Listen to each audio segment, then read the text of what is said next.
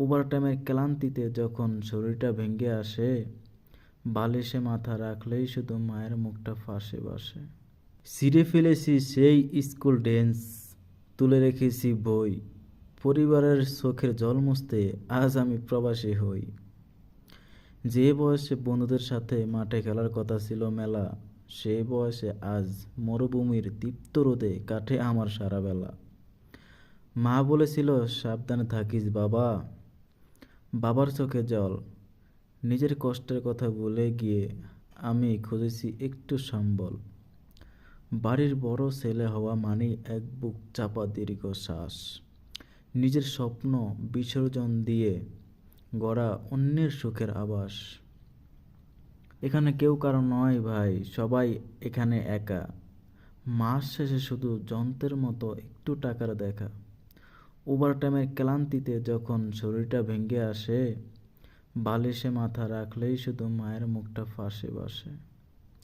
অসুখ হলে নিজের হাতেই জল ফুটতে দিতে হয়। বিদেশের মাটিতে চোখের জলও কেউ দেখায় না। তবুও ফোনে যখন বলি মা আমি ভালো আছি খুব, তখনই মনের সব লুকানো কষ্টগুলো দেয় গভীর ডুব। পকেটে এখন টাকার বান্ডিল, কিন্তু নেই সে আগের হাসি। বিদেশের এই চার দেয়ালে আমি নিজেই নিজের কাছে প্রবাসী। মা বাবার কষ্টের দিনগুলো যেন ফুরিয়ে যায় তাড়াতাড়ি, এই প্রার্থনা নিয়েই প্রতিদিন কাজে নামি।